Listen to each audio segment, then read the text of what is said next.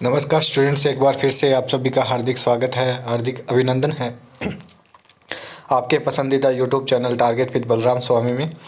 देखिए दोस्तों, इससे पहले हमने 7 टेस्ट जो आपके लिए अवेलेबल करवाए, उन टेस्ट के अंदर आप लोगों का बहुत बहुत रिस्पांस बहुत अच्छा मिला।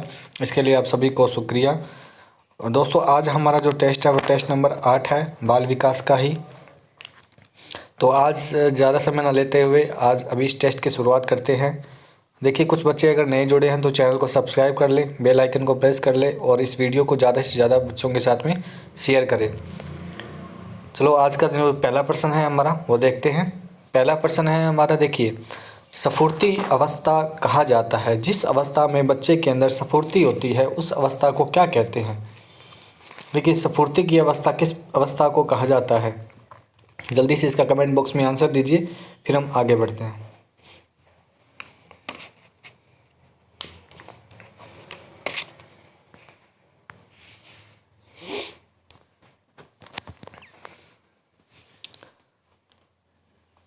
देखिए, इसका जो सही आंसर होगा वो होगा बाल्यावस्था।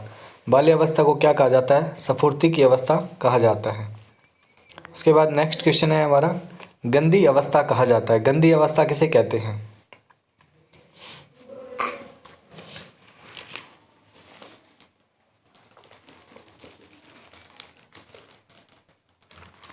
गंदी अवस्था किसे कहते हैं?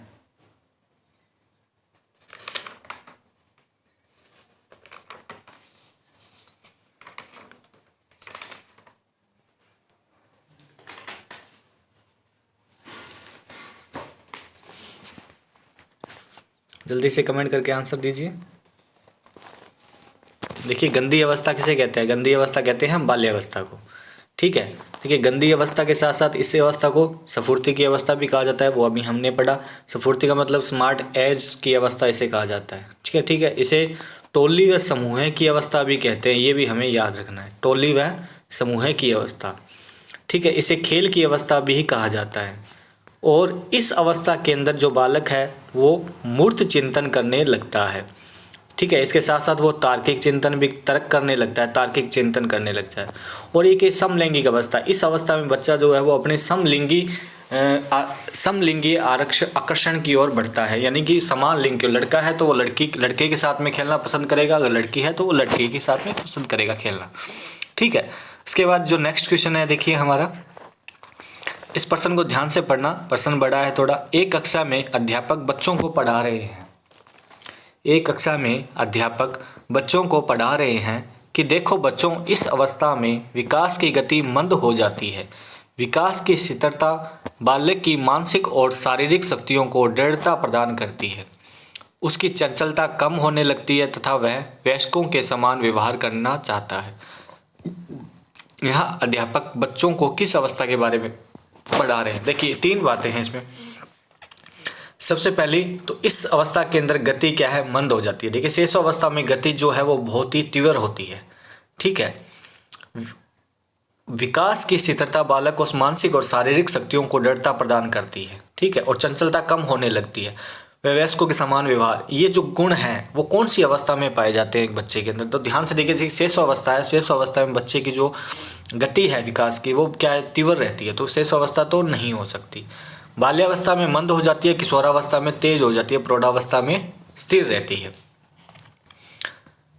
तो देखिए, यहाँ पे बाल्यावस्था में क्या है? गति मंद हो जाती है, तो बाल्यावस्था होगा इसका आंसर। इसका सही आंसर क्या होगा? बाल्यावस्था। ठीक है।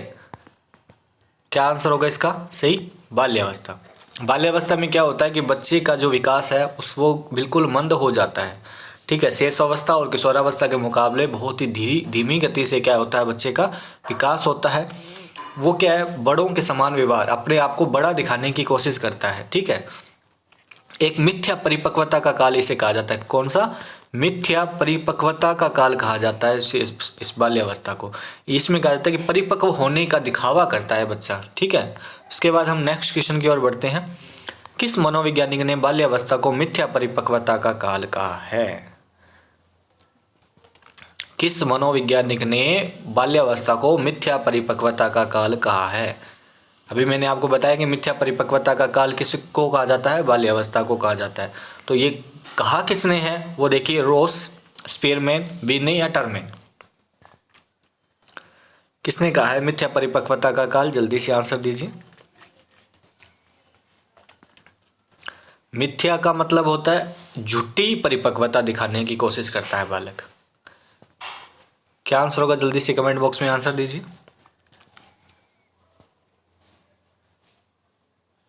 देखिए इसका सही आंसर होगा ए।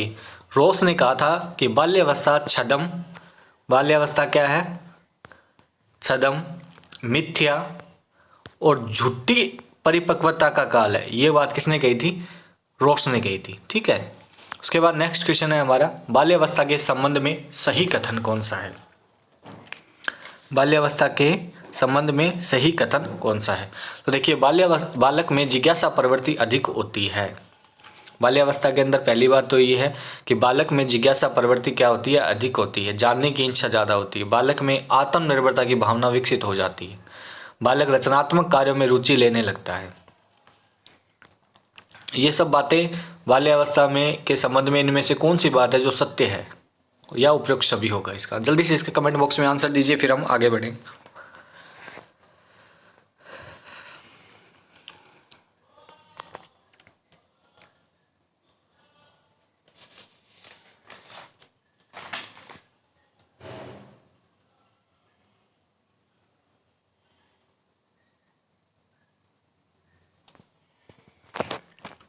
देखिए इसका आंसर क्या होगा?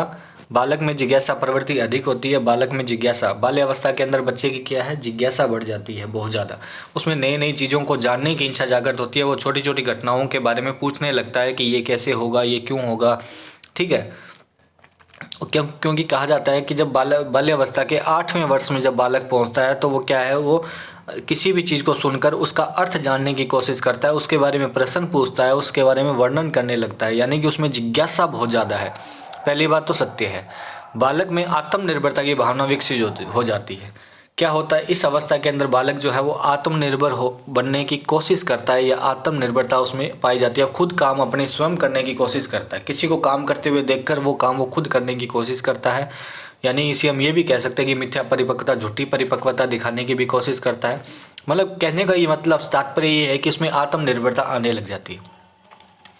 बालक रचनात्मक कार्यों में रुचि लेने लगता है। जो रचनात्मक कार्य हैं उनके अंदर वो रुचि लेने लगता है। उसकी रुचियों में परिवर्तन होता रहता है बार बार, और रचनात्मक कार्यों में वो रुचि लेता है। तो इसका सही आंसर क्या होगा? ऑप्शन डी, यानी उपयुक्त सभी इसका सही आंसर होगा। कौन सा सही है? अब प्रश्न नंबर 6 क्या कहता है हमें? कौन सा सही है? शेष अवस्था में शिशु अंतर्मुखी होता है। शेष अवस्था में शिशु जो है वो अंतर्मुखी होता है। बाल्यावस्था में बालक बहिर्मुखी होता है, और बाल्यावस्था में सामूहिक प्रवृत्ति की प्रबलता होती है। इनमें से कौन सा कथन सही है?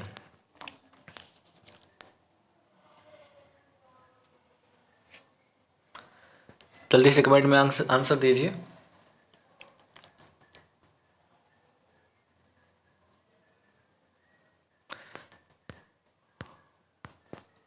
ठीक है, शेष अवस्था में बालक जो है वो अंतर्मुखी होता है, बिल्कुल सही है। बाल्यावस्था में बालक बहिर्मुखी होने लगता है, यानी कि उसमें क्या है, नेतृत्व क्षमता उसमें विकसित होने लग जाती है। ठीक है, श्रोता बनने की चाह उसके अंदर होने लग जाती है। बहिर्मुखता आने लग जाती है उसके अंदर। ठीक है, और बाल्यावस्था में सामूहिक प्रवृत्ति की प्रबलता होती है। समूह में रहना पसंद करता है बच्चा। तो ठीक है, इसका सही आंसर क्या होगा? उपयुक्त सभी। वृद्धि तथा विकास, ग्रोथ एंड डेवलपमेंट में अचानक कोई आकस्मिक परिवर्तन नहीं होता, इस सिद्धांत का संबंध है।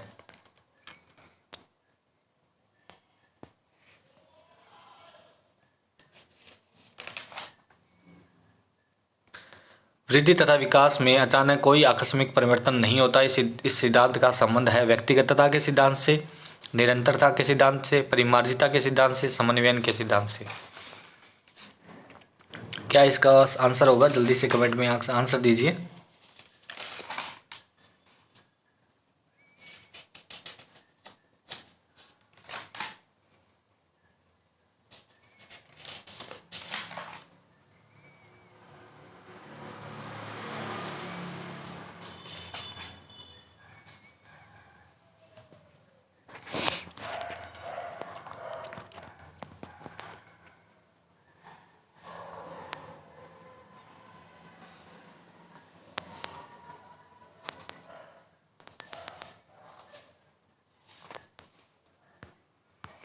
देखिए व्यक्तिगतता के सिद्धांत से नहीं होगा इसका आंसर, निरंतरता या परिमार्जिता या समन्वयन, किसके समन्वय के सिद्धांत से, क्या आंसर होगा इसका?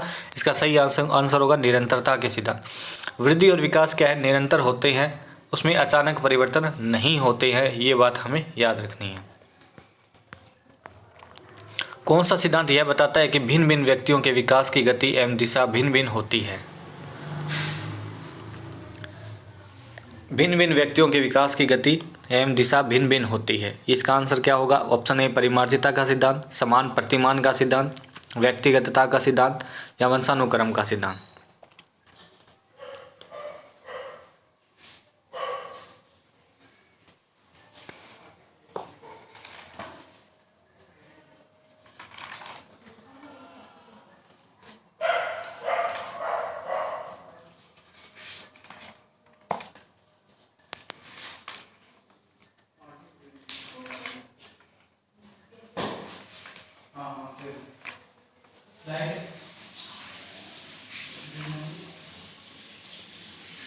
देखिए परिमार्जिता का सिद्धांत का अर्थ क्या होता है? देखिए परिमार्जिता का मतलब जब हम विकास या वृद्धि को किसी अन्य स्रोत से, किसी बाहरी स्रोत से जब हम अर्जित करते हैं, यानी कि मान लीजिए कोई बच्चा है या कोई व्यक्ति है, वो जिम के अंदर जाकर अपना शरीर बनाता है, तो यानी उसने क्या किया? अर्जित किया किसी बाहरी स्रोत से, ठीक है। और समान प्रतिमान का सिद्धांत क्या कहता है?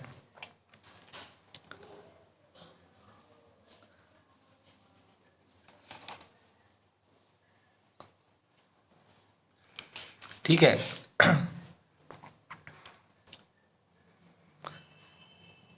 सही आंसर क्या होगा इसका?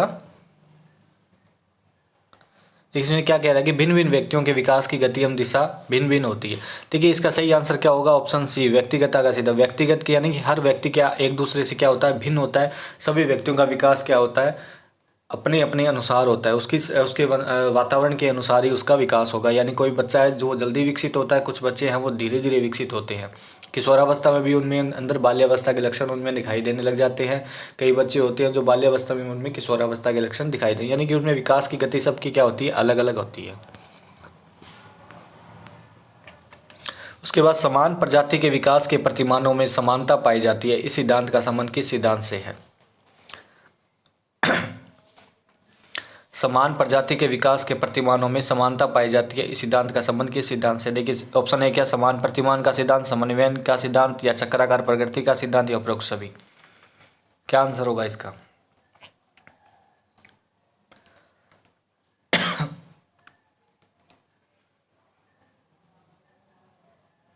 देखिए समान प्रजाति के विकास के प्रतिमानों में समानता पाई जाती है, इसका अर्थ क्या है कि अगर मान लीजिए कोई हाथी है तो हाथी का जो बच्चा होगा वो कैसा होगा? हाथी के जैसा ही होगा। मनुष्य का अगर कोई बच्चा होगा तो मनुष्य का बच्चा क्या है? मनुष्य की तरह ही विकास करेगा, ठीक है। तो इसका अर्थ क्या है? समान प्रतिमान का जो सिद्धांत है, इसका सही आंसर क्या होगा? समान प्रतिमान का। समान प्रतिमान का मतलब कि जिस प्रकार पूर्वज संततियां पैदा हुई है उसी विकास प्रतिमान के तहत वर्तमान संततियां व आने वाली संततियां पैदा होगी। अगर मनुष्य है तो मनुष्य ही पैदा होगा, और जिस तरह से मनुष्य का विकास होता है उसी प्रकार ही उसका विकास होगा, जिस प्रकार से उसके पूर्वजों का विकास हुआ है, ठीक है। उसके बाद अगला प्रश्न है आपका गर्भावस्था, प्रेगनेंसी का समय है। गर्भावस्था का समय क्या होता है? गर्भधारण के से जन्म तक, जन्म से प्रथम वर्ष तक गर्भधारण का समय या कोई नहीं। देखिए सिंपल सा क्वेश्चन है, जल्दी से इसका आंसर दीजिए। इसका सही आंसर क्या होगा? गर्भधारण से लेकर जन्म तक, यानी कि 200 इसके कितने महीने का होता है? ये 9 महीने का समय होता है, ठीक है, ये याद रखना है। शेष अवस्था की अवस्था है, शेष अवस्था कितने टाइम की होती है? सिंपल सा क्वेश्चन है बिल्कुल।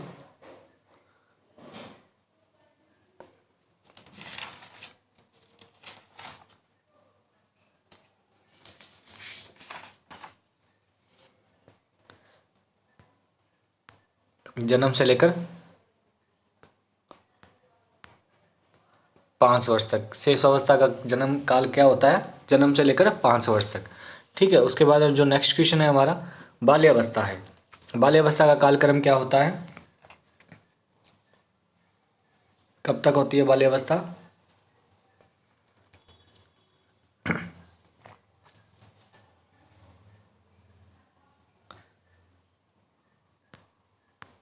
अब देखिए यहाँ याद रखना है हमें, उसका आंसर क्या होगा? यहाँ ऑप्शन में सी आंसर सही होगा।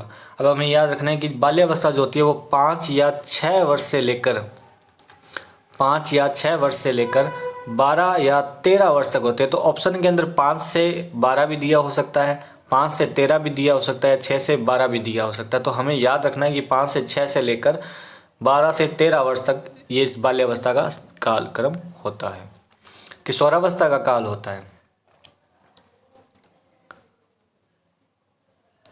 किशोरावस्था का काल होता है, जल्दी से आंसर दीजिए।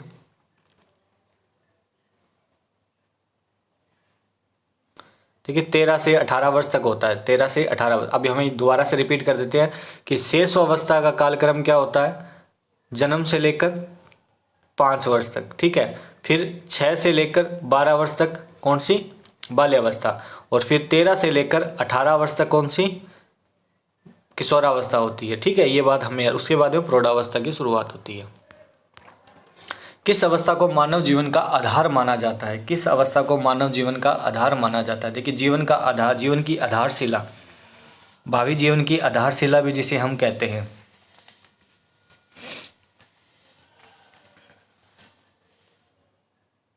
किस अवस्था को हम जीवन का आधार मान सकते हैं? ऑप्शन ए शेषावस्था, बाल्यावस्था, किशोरावस्था या प्रौढ़ावस्था।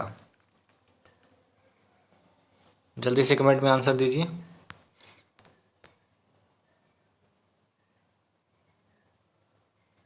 देखिए इसका सही आंसर क्या होगा? शेष अवस्था। शेष अवस्था को हम क्या है?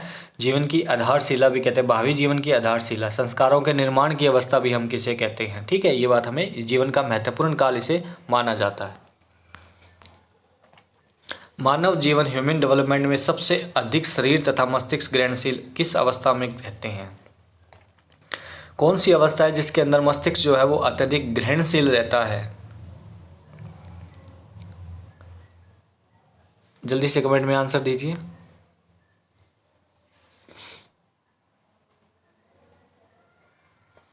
देखिए इसका सही आंसर क्या होगा? शेषावस्था। शेषावस्था जो होती है वो जीवन का आधार मानी जाती है, और शेषावस्था में बच्चा जो है वो सब कुछ ग्रहण कर लेता है। ठीक है, तो हम अगर बच्चे को शेषावस्था में जो चीज़ भी सिखाएंगे वो जीवन के अंदर आगे आने वाले जीवन में भी उसके लिए वो चीज़ लाभदायक साबित होगी। उसके बाद में इन्फेंट किस भाषा का शब्द है? इन्फेंट, इन्फेंट किस भाषा का शब्द है? जल्दी से कमेंट बॉक्स में आंसर दीजिए।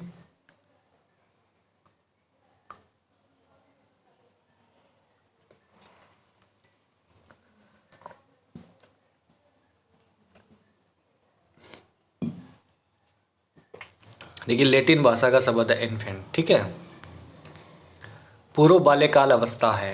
पूर्व बाल्यकाल अवस्था जो है, देखिए हर अवस्था क्या 2 भागों में बंटी हुई होती है, पूर्व और उत्तर बाल्यकाल। ठीक है, ये बात हमें याद रखनी है, पूर्व और उत्तर में 2 भागों में बंटी होती है। तो पूर्व का बाल्यकाल जो होता है वो कितने समय का होता है?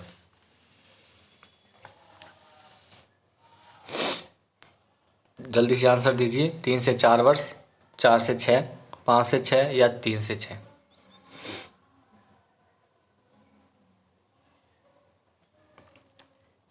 देखिए इसका सही आंसर क्या होगा? 3 से 6 वर्ष का होता है। उसके बाद में किस अवस्था के बारे में कहा जाता है कि व्यक्ति में कुल मानसिक विकास का लगभग आधा भाग इस अवस्था तक पूर्ण हो जाता है?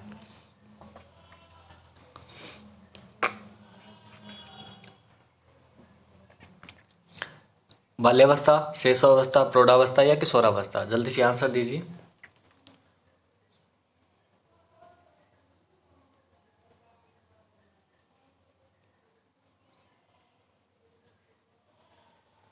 सबसे ज़्यादा मस्तिष्क का विकास किस अवस्था में होता है, ये बात याद रखना।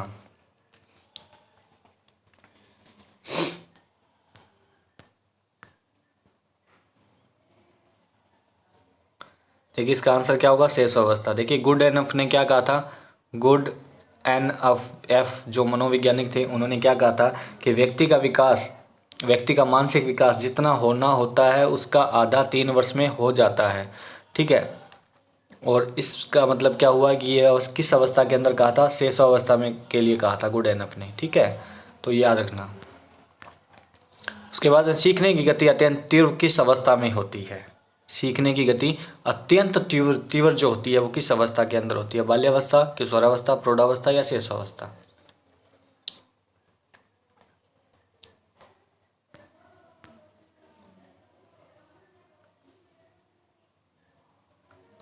इसका सही आंसर क्या होगा? शेषावस्था। शेषावस्था में जो गति है वो बहुत ही तीव्र होती है सीखने की। उसके बाद में जो लास्ट क्वेश्चन है आज का हमारा, वो है मानव विकास की किस अवस्था में शिशु के अंदर स्व प्रेम की भावना, जिसे नर्सिज्म कहते हैं, अत्यंत प्रबल होती है?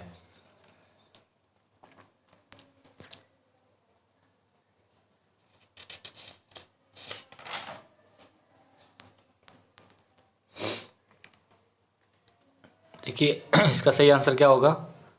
शेष अवस्था। देखिए नर्सिज्म, ये जो नर्सिज्म आत्म प्रेम के लिए शब्द यूज किया गया है, आत्म प्रेम। देखिए आत्म प्रेम की जो भावना है वो शेष अवस्था के अंदर बच्चे के अंदर पाई जाती है, उसे अपने आप से स्वयं से प्यार होता है। और ये जो आत्म प्रेम शब्द को जो नर्सिज्म नाम दिया था वो किसने दिया था? सिगमंड फ्राइड ने दिया था। ठीक है, ये बात हमें याद रखनी है। सिगमंड फ्राइड ने आत्म प्रेम को नर्सिज्म नाम दिया था। ठीक है, वो हमें याद रखना है। ये पर्सिज्म जो था, पर्सिज्म जो नर्सिज्म था, नर्सिज्म एक यूनान का राजकुमार था। यूनान के राजकुमार के आधार